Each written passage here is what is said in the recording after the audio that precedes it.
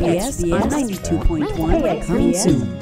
KXBS. This broadcast will start in 60 seconds.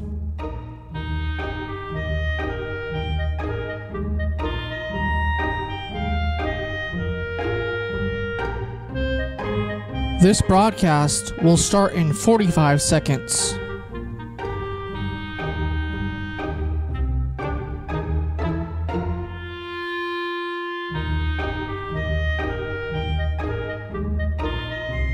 This broadcast will start in 30 seconds.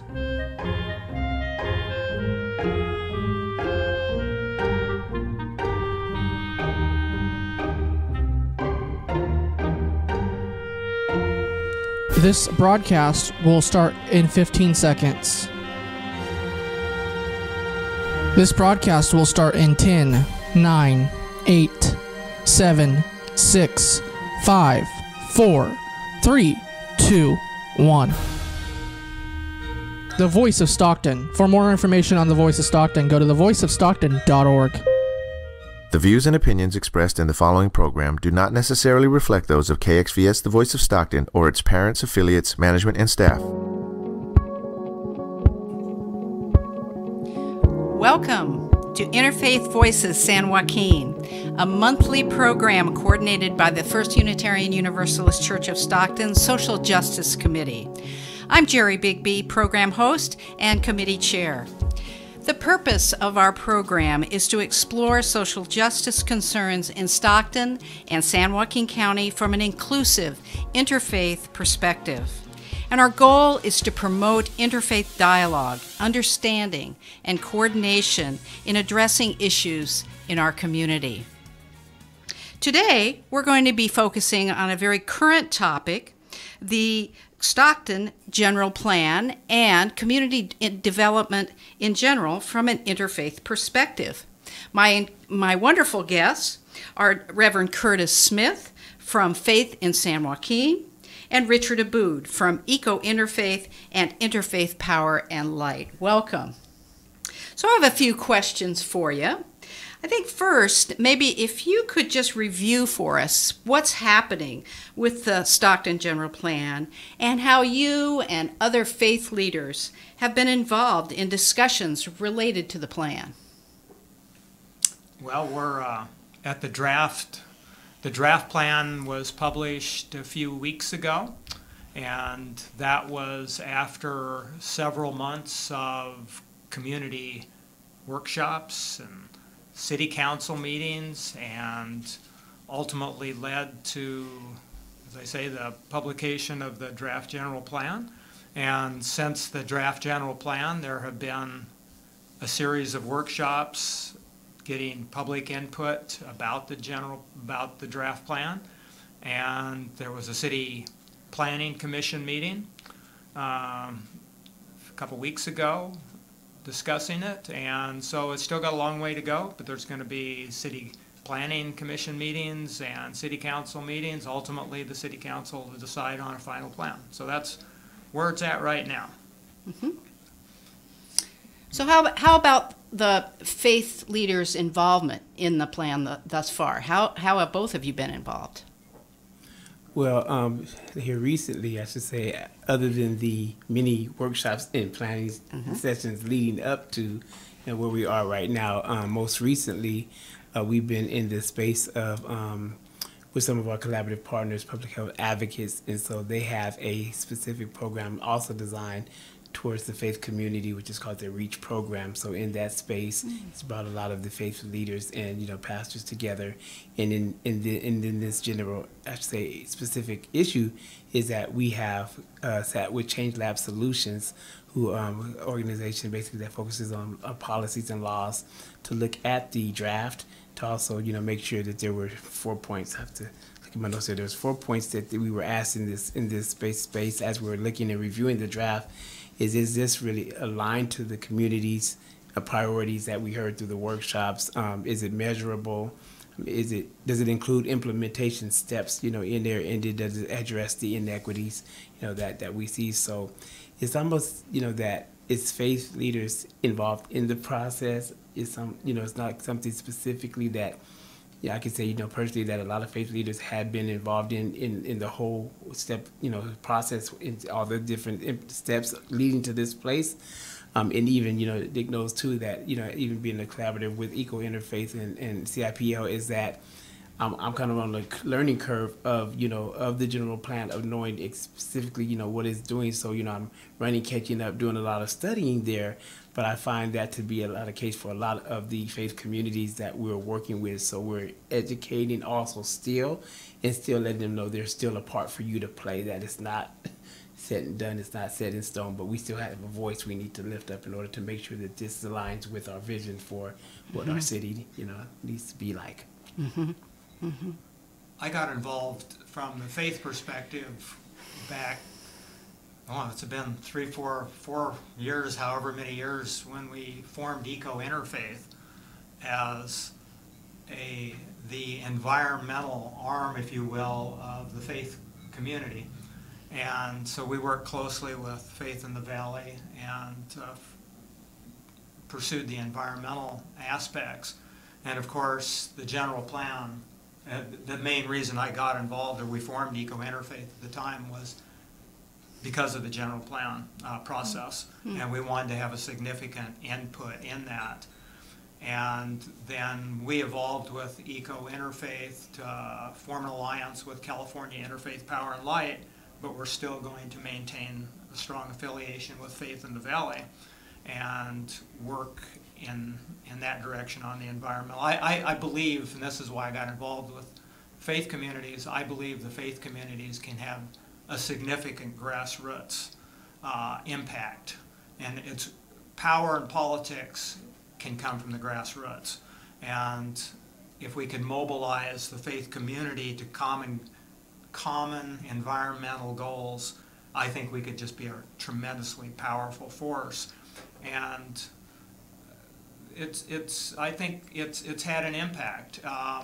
If you look at the general plan process compared to the one in '03, where I was involved in that one, it's night and day. The city has been so receptive to the workshops, to community workshops, to listening to us, to hearing what the public wants, and not just listening and hearing, but implementing. And it shows in the general plan. The draft general plan, for the most part, is incredibly positive. It's so different than the prior general plan, which was all about sprawl and all about taking farmland and having villages surrounding the city of Stockton. It's now focused on infill, it's focused on the downtown, it's focused on disadvantaged communities, it's focused on complete streets where we have bicycle paths planned, we have walking, biking, public transportation, get the vehicles, reduce the vehicle miles traveled. It's very concerned about climate. It's concerned about air quality. So overall, it's an incredibly positive step from where it was a few years ago with the old general plan. There is one, if you don't mind my digressing, we're not completely happy. And I got to get this in. We are very upset about the north of 8 Mile proposal. The public has made it clear at all the workshops that we want an agricultural belt north of 8 Mile Road to Armstrong Road as a separator between Lodi and Stockton. It was proposed at the city council meeting when the city council adopted its philosophy to focus on infill and not sprawl. It was a little caveat was made that we have carve out an area for economic development, if you will. It's called an education economic enterprise area. And it was to facilitate, if necessary, if a CSU or a Tesla or a major economic driver came to this community and there was no other place for that company, we could locate them north of 8 Mile. And it was proposed maybe we need 500 acres, 1,000 acres. when the draft general plan came out, suddenly it had ballooned into 3,500 acres between I-5 and Davis Road, and it included 27,000 housing units, which at 3 people per, I mean, that's a fourth of the population of Stockton, right, as it is right now. So we are not real pleased with that. And the environmental impact report does not reflect any of this, has done no analysis of this. So we're gonna pursue that. We're not gonna just accept that as it is. There needs to be some changes with that. But overall, the city has been wonderful in this whole process. It's just a really good general plan, except for that and a couple Good. other things. Good. Okay. You have to have something to work on. Yes. So let's back up a little bit, and just so we can all get to know you all a little better. Tell us a little bit about your own faith journey and how you came to do this kind of work, be so interested and passionate about community development from a faith perspective. And what's your journey been like?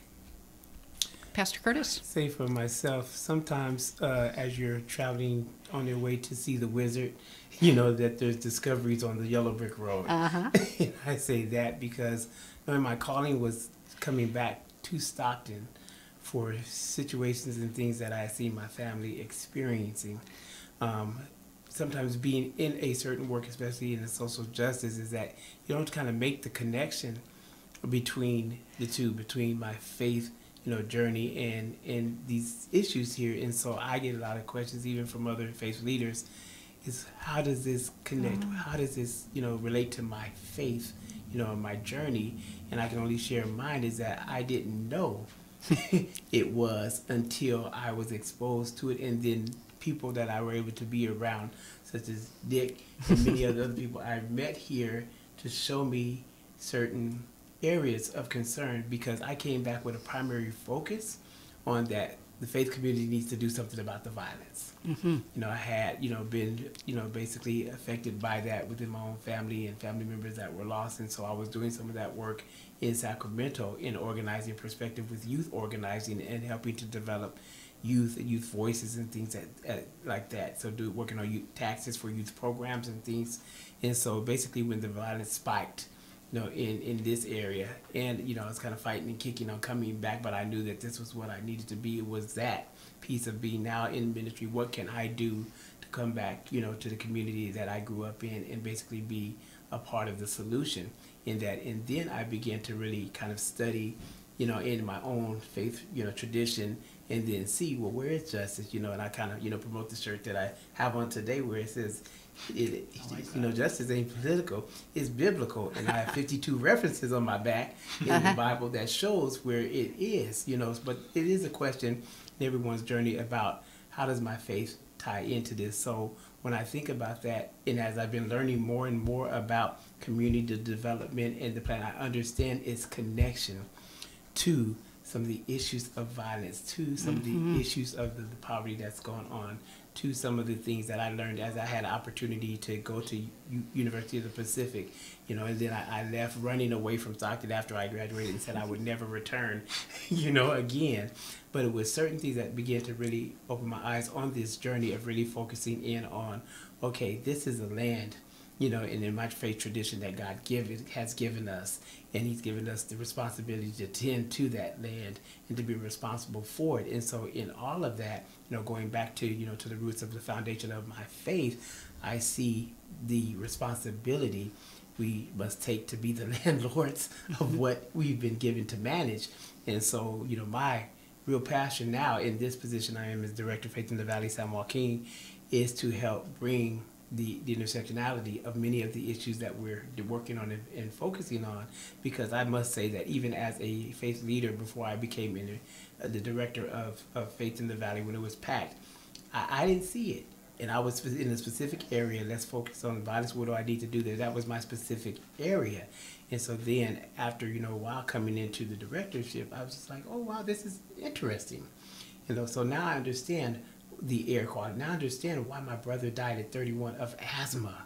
Now I understand, some of these things. And now it's my job, to help in that revelation I received, to help share that with others so that we can see that we really need to focus on this plan.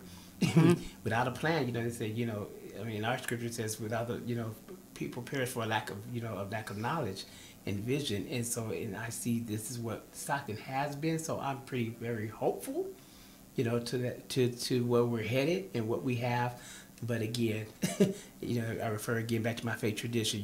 Joshua was told, here's the promised land, but you're going to have to fight for it. And I think that's what we're continuing to do. We're going to keep fighting for the things that are important for us. So my faith leads me to that. Terrific. Dick? I probably came at it in a completely different direction. I guess I didn't know myself very well until, I still don't, but in the last several years I've realized I have a very strong sense of social justice and a very strong sense of environmental justice.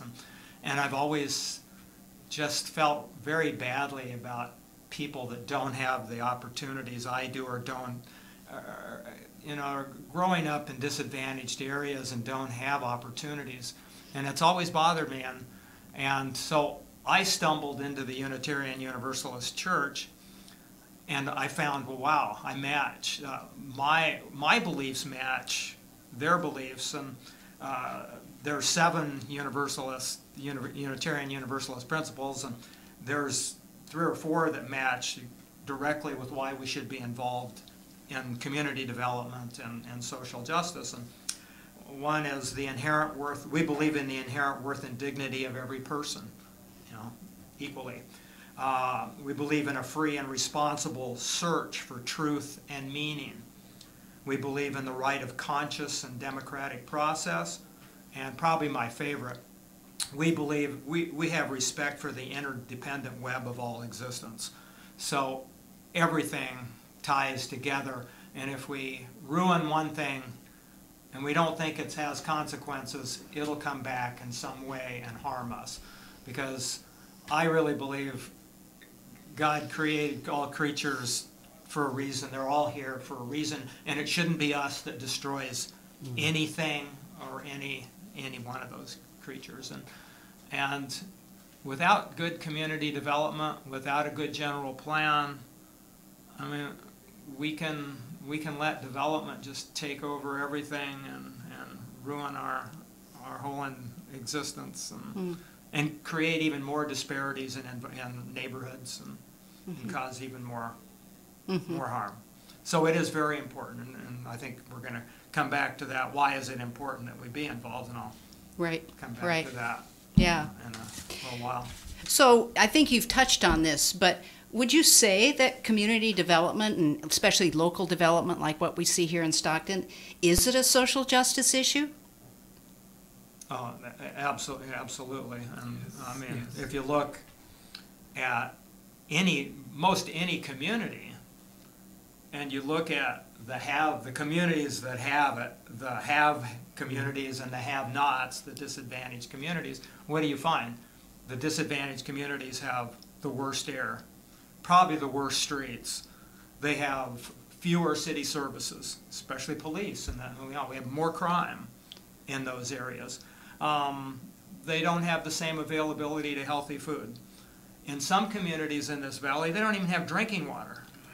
But the have communities have drinking water, but the poor individuals don't.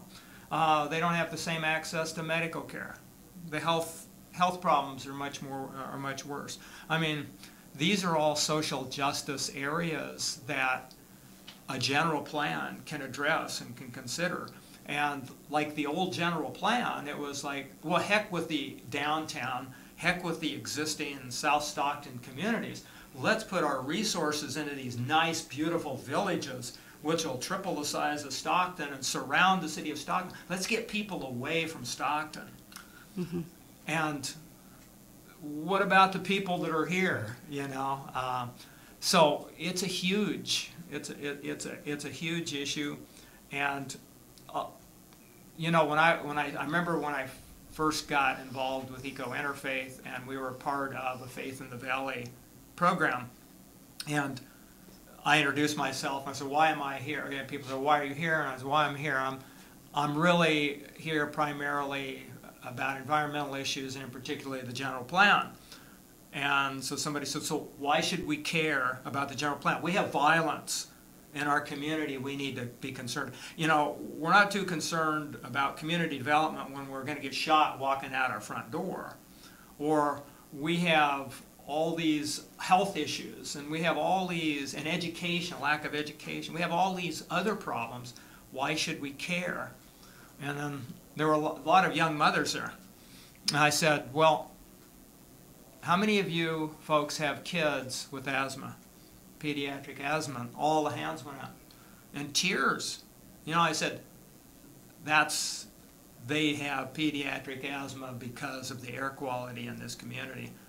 And if we keep going the directions we've been going, the air quality is going to get worse. And I had people come up to me and said, if you need us to show up at a city council, here's my name. And it's like people that didn't care, but when it affects you, when you know, and you don't know why it's, you don't know the reason.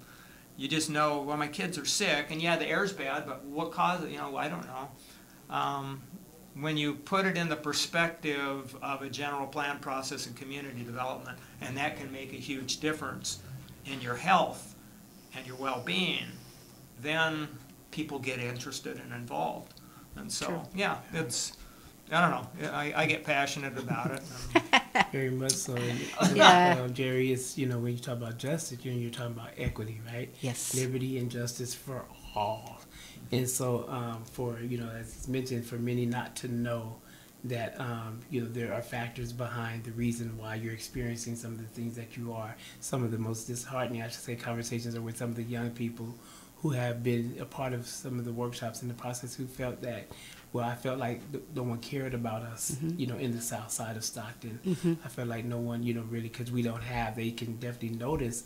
And being, I should say, a part of, I should say, fortunate, I should say, being able to experience other cultures, other places, due to my, my father going into the Air Force and me serving time with him, I call it, is that coming back to Stockton and being in orientation at UOP, I'll never forget being in orientation and being told in orientation, do not go past the south of Harding Way. And I'm there like, well, that's where my family is. And so, but, meaning that being a part of the presentation that you're given coming into this city in the place of higher education, is that if you want to be safe, you want to stay on this side. But if you want, so it just tells me, well, then there is a difference. You're validating there is a difference between the two, that the land of milk and honey is over here on the north, and basically desolation lives on the south. And then, but why is that? So it's very much so social justice issue, for finding what is equitable, for all, and even some of the things that, Dick was saying, all the things areas he was mentioning, even goes into the transportation, issues there and the lack of. So there's so many areas that we're working on, when it comes to, the city of Stockton, housing, rental crisis, obviously homelessness, all these things. But it comes down to when you see that there is a plan for the city, and that there are some, factors. Someone has, and it's fortunate that the plan years before had that type of vision, let's just do this and forget about this. And it leads to some of the conversations that we've had where it says someone has profited off of the way that it's been, by not changing it.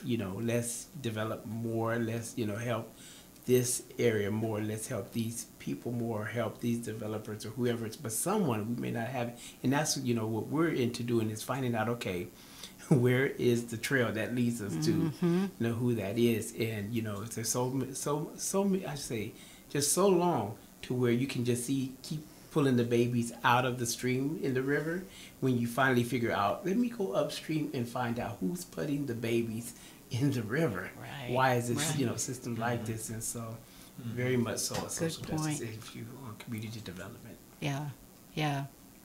So I guess, one of the questions is then, so why should the faith community be concerned about this? Community development is not always high on the list of what our faith communities say is their mission. necessarily. So what would you say to your the folks in your community as well as the larger faith community?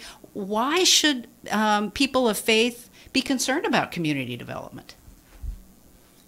You want me to go? I might get in Go trouble. ahead. Oh, go ahead and get in trouble. Get in trouble. Well, Oh, there's some yeah, key yeah. words when you say that. Faith, community.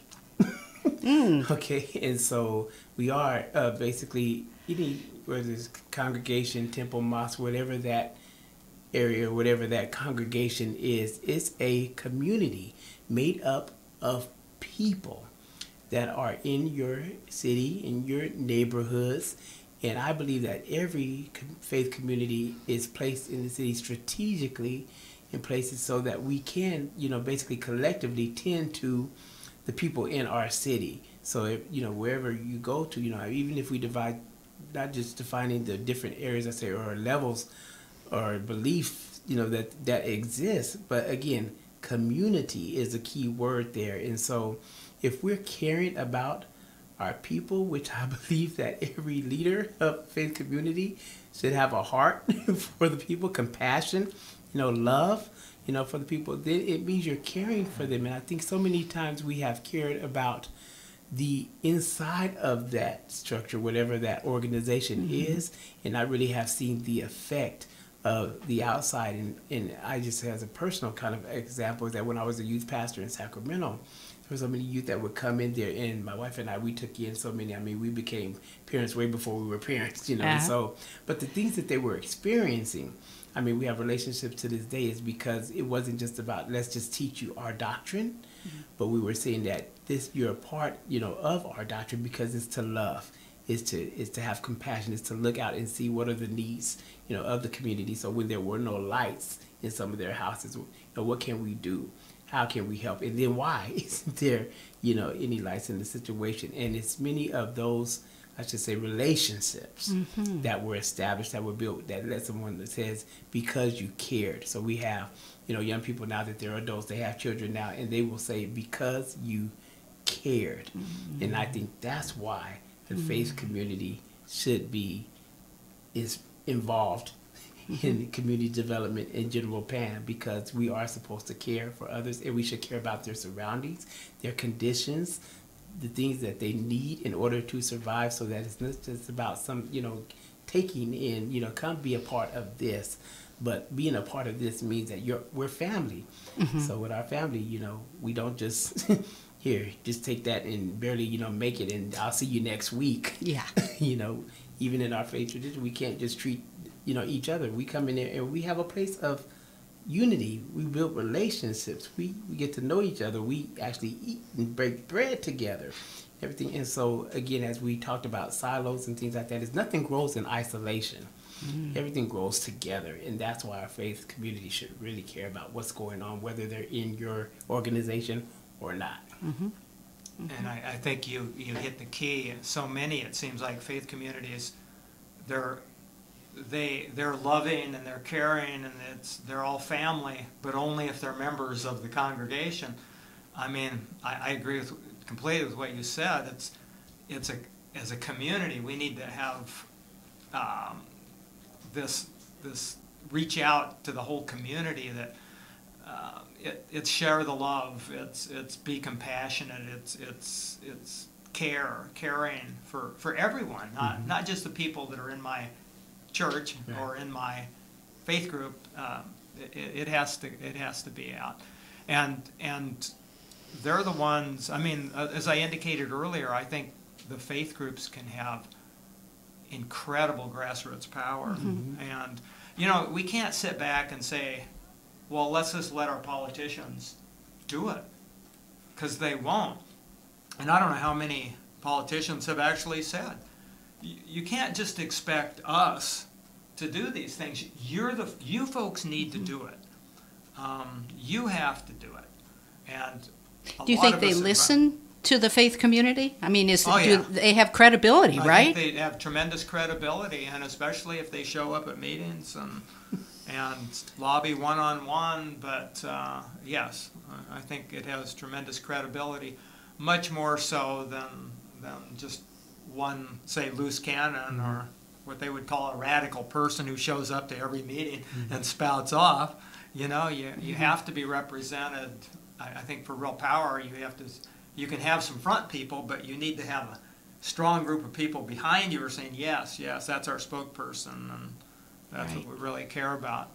So, I really think, and I think Stockton has a long way to go in that regard, because I don't think we're close to having the organization yet of faith communities that can really make a difference, but we're getting there. I mean, maybe we lag behind some other communities.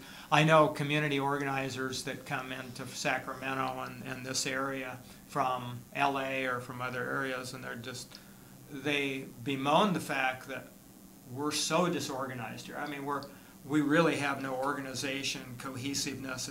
It's hard to get people, to rally people to common interests. It's usually, and sadly, most people don't get concerned and active until it's a major disaster Crisis. in their face. It's got to be it's a crisis reaction, and we shouldn't be reacting all the time. We need to be proactive, and we need to be preventing these crises from happening. I mean, Stockton's got a bad rep, and you know, I mean, I won't say where, an individual from a community north of here, and you talk about North and South Stockton. I mean, we think, well, South Stockton's sort of dangerous. You know, you got to be careful. This person actually said to me, "Is there a safe way to get to Costco where I don't feel scared or in jeopardy for my safety?" And Costco's in North Stockton. I mean, what if Costco was in South Stockton? I mean, that's the perception Stockton has, and they don't differentiate. People from out of town don't even differentiate South and North. They just think it's all, you know, Terrible. Undesirable, unsafe, not a great place to be. Ignorance. And we got to change that perspective. Yeah. To that. Yeah. I think, Jerry, that, you know, as far as the faith, you know, communities, sometimes we underestimate, you know, the power that we have as people together, you know, that come together, you know, as I say, with, you know, common vision, common unity, and, you know, in direction. And I believe that the elected officials still understand that power, you know, but we don't quite have that understanding ourselves, or that, you know, that narrative ourselves.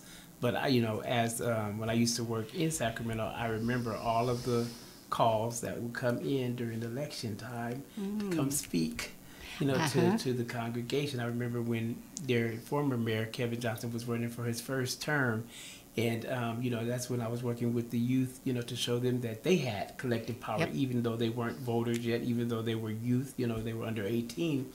And they were organizing an event, and they wanted Kevin Johnson to speak, and he was advised not to.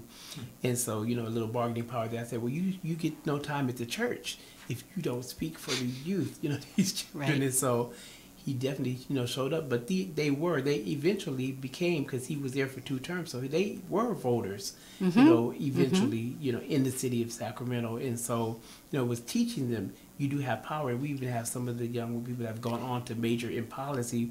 I just got word that one of the youth is now moving to D.C., basically doing some work there. So usually it's, you know, just getting people to kind of, no, you really are powerful when we come together. We really do have the power of the people. But yeah, I think they understand that the elected officials know a little bit more, but the faith institution is still a strong.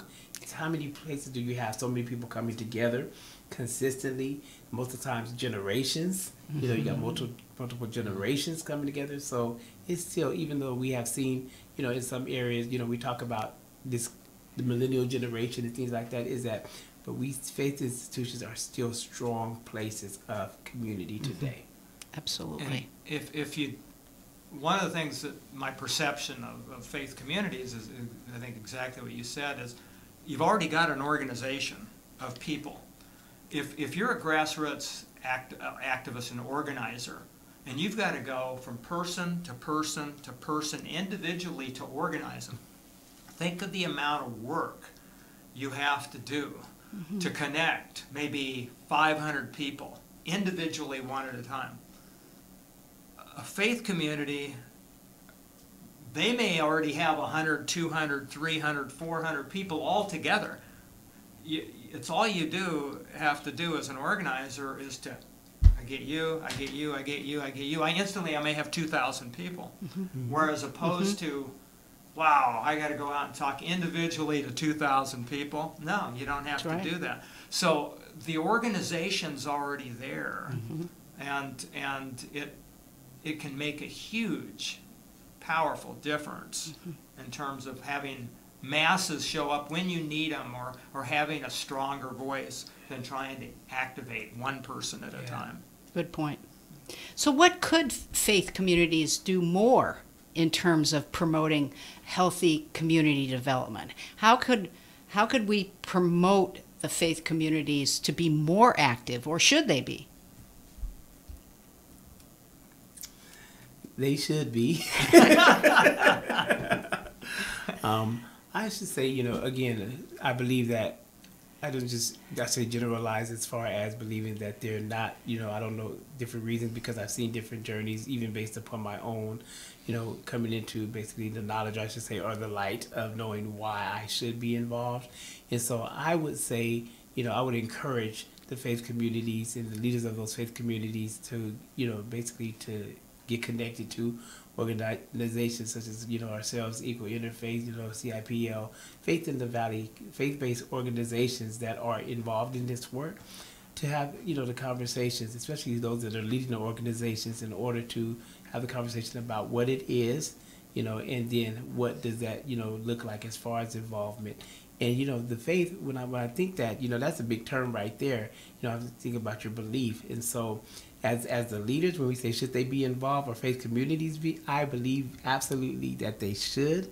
But again, to me, it also starts a lot with the vision of the leader, those faith communities, to be able to see. And if I can, have permission of, again, referring to my own faith, tradition, is that, in the biblical text, of Ezekiel, there was a prophet, and he was placed in the valley of dry bones. And he said, look at these bones. And then he said that the Lord spoke to him and said to prophesy to those bones and tell them, that you have tendons, that you have muscles, that you have skin, and that you have breath. And so that's where I see our faith community leaders, is that your faith calls you to see something that people can't see. It causes you, every time you gather together, whatever day that may be, to actually produce hope into people that are somewhat hopeless. Because when you're told that you live in the most miserable city, guess what? Sometimes you start to believe the narrative that other people are placing on you. And if you believe the lies, you actually empower the liar. And so I believe we have to be the voices of hope. We have to also be the prophetic voice in this city to say, what does this look like? It may be a plan here, but maybe I can't understand what this plan is like, but this is what it looks like. If we have it this way, this is what our city looks like. This is what the people look like. And believe me, the results, I should say, is what they can help to lift up in here, is what would our city look like if we connect, if we become unified, if we're able to get the plan in that benefits the whole entire city, north to south, east and west. And so I believe that that's how they can be involved, is get in touch with us. Yep. Ideally, it would be wonderful if the faith leaders, the ministers and the priests and all those folks, because they're there, they're in a position, they're there because they're usually good orators, and they're leaders, and they have some charisma, and people are inspired by what they say. If those individuals could have sermons or address the topic of social justice and the framework of general plans and community development, that would inspire people. I mean, when I go to a lot of services, I'm inspired to go out and wow, this is inspiring to do good, to go out and do something. That would be ideal. That isn't always the case, because not all faith leaders are really, they're sometimes too big. They're humans, and they have day-to-day stresses with their congregation and their groups, and they got too much on their plate as it is. So we've tried sometimes where we hit of organizing and trying to get the faith leader, but I'm pretty busy. Yeah, I like what you're doing. Keep doing it. I don't have time to work on it or deal with it. So the key then would be finding an individual in the congregation that is passionate, and then have that person be the spark to ignite the congregation. So you come at it maybe in a little bit different way, but you still got the organizational base there. You've still got the mass, the group, and it's finding the key person who's got that spark, that passion, and cares about this to go out and do it, and then get the faith groups out again. As I said earlier, come to the meetings, make a difference, go to the workshops, lobby city council, especially the city council members, the city council member that represents your district. I mean, that's the most powerful. I used to be involved a lot in lobbying many years ago in politics, and you can send a lobbyist in to a politician, and they'll have dinner with you, and they'll do all these things, and they'll listen, you know. But you put a member of their community, their voter, somebody that voted them in, and you put them one-on-one with them, and you say, here's what I feel about this law, or what ought to be a law, or what ought to happen. And it's a whole different perspective. And it can just take one or two people, and it'll change a politician's mind from one direction to another. And that could be the key vote in a committee. It could be the key vote on city council. It could be the key legislative vote. It could make all the difference in the world, and I've seen it innumerable times. But people think by themselves are powerless. You know, the general attitude is, I'm powerless. I'm not even going to vote. What good am I going to do? I'm just one person. And it's getting people to believe that even as individuals, they're powerful and they can make a difference. But they've got to go out and do it. And it's not comfortable. And people don't like to be uncomfortable. And they don't like to get outside of their skin. But sometimes you just have to do things that are maybe uncomfortable for you or stressful for you. And Jerry, one thing I say, a lot of, say faith leaders do have a lot, as Dick was saying, and so we want them to know, and especially from our organization, is that, we don't want to put more stress on you, and we want to also, partner and see what can we do, in what you're doing, in the vision that you have within your community to partner together. But we would like to be able to take, upon the responsibility of coming in and bringing in an organizer to train, those who are interested in this, those that have the spark, that fire, to help build them up, to include them in research meetings with our elected officials, to show them, basically how is the process of government here within our city, how does it work. So, we want to organize so much the organizers, there, and it's really imperative, I say, as Dick was saying, one of the things we're really looking at going into this fall is how do we just empower people to just understand that their vote counts. Yes. And that's specifically on telling anybody which way to vote, because we're nonpartisan. We wanted to say you just vote.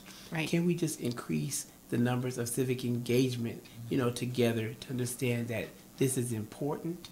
And then again, you may not know it all or know the process, but is that people, again, the elected officials know the power of the grassroots voter, the person in the community, and they hear them and they're asking, well, what are the people saying? What are you hearing out there in your groups and everything? So yes, even if the faith leaders could just grant access. Yep. Access, we will help on the journey. This is nothing we want to put on as another weight upon the many things that you are doing in order to, be who you are and do the ministry that, you've been called to do. Good. So the importance of the vote, which will be coming up, but just voting, but people need to educate. I've never been in favor of you need to vote if you don't know what the heck you're voting about. So right. I want you to vote, well informed, but please know what the issues are before you vote. And then make a decision. But if people want to get involved in this effort, how could they get involved with your organizations? Contact you? Are you open to more involvement? Oh, I think everybody is. I mean, Curtis and I are out here volunteering, doing things that, because we care and we want others to care. And sure, people can contact me, or certainly that's why we formed Eco Interfaith and now with CIPL, California Interfaith Power and Light, because we care about those environmental justice and environmental issues, and we want as many people to be a part of us and to contact us as possible. Mm-hmm. Sure. Mm-hmm. And I know, Curtis can speak for Faith in the Valley. We definitely want you to get in touch with us. And so we're on Facebook at Faith in the Valley, San Joaquin. You can also contact me personally at curtis@faithinthevalley.org. Faithinthevalley.org also is our website. It has all of our counties in the Central Valley where you can find out information about what's going on, but specifically in San Joaquin County. But yes, please feel free to reach out. Wonderful. We will respond. Yes. And my email is rabood, RABOOD @pacific.edu, and I'd love to hear from anybody. And great. More the merrier. Anything else you'd like to add?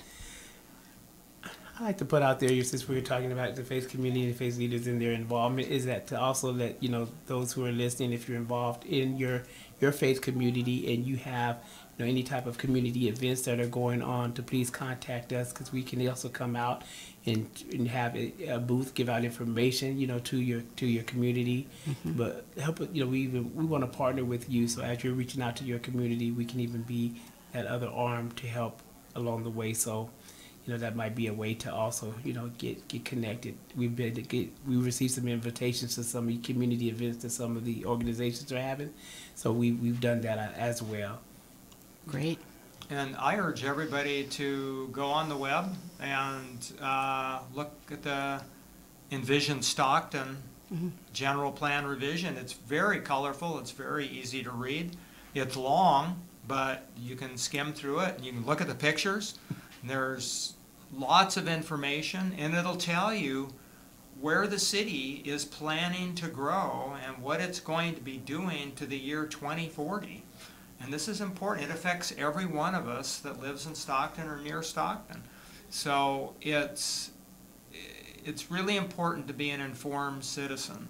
And I look through the general plan, and I would think the city, we've talked to the city staff, comments were supposed to close August 10th, but they said they'd take comments, all the time from the public.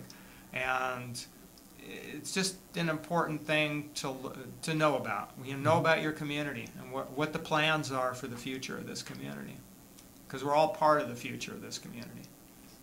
Great. For some of our young techies, is if you go to YouTube and look Stockton General Plan, you'll also find some information there to educate you on what's been going on, what's happening.